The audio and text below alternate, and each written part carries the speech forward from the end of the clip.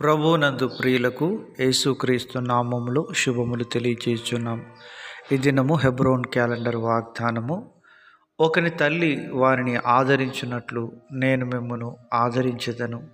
యెషయా గ్రంథము 66వ అధ్యాయము 13వ చరణంలో దేవుడి మాటలు తెలియజేస్తున్నాడు. ప్రియమైనటువంటి దైవజనమా, ఆదరణ అనేటువంటిది చాలా ప్రాముఖ్యమైనటువంటి మాట. ఈ లోకంలో మానవులు ఆదరణ లేక, నెమ్మది లేక ఎంతగానో అలమటించేవారుగా ఉంటున్నారు. పాపం అనే కూపంలో పడి లేవలేని స్థితిలో ఉన్నటువంటి మానవాళిని ఆదరించడానికి పరలోకం నుంచి దేవుడు ఆయన ఈ లోకానికి నరుడుగా కన్యక గర్భమందు జన్మించి దిగి వచ్చిన వాడుగా ఉంటున్నాడు. ప్రియమైనటువంటి దేవుని ప్రజలారా, కీర్తనకారుడు 94వ కీర్తనలో రాస్తూ అంటాడు 19వ వచనంలో, నా అంతరంగమందు విచారములు హెచ్చగా నీ గొప్ప ఆదరణ నా ప్రాణమునకు నెమ్మది కలుగజేయుచున్నది.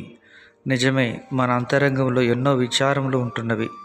ఈ సమయంలో ఈ విచారములన్నిటినీ తీర్చడానికి దేవుడు ఒక్కడే మనకు సహాయకుడు.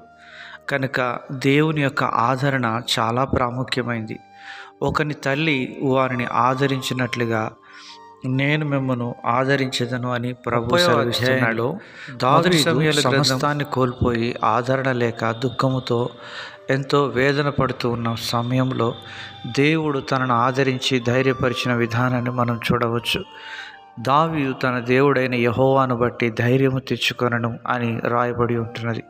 ప్రియమైనటువంటి దైవజనమా, దేవుని సన్నిధిలోనికి మనం వచ్చినప్పుడు దేవుడు మనకు ఆ ధైర్యాన్ని తిరిగి సమకూర్చేవాడుగా ఉంటున్నాడు. కనుక దేవుని వాక్యం మనకు సెలవిస్తూ ఉన్నది.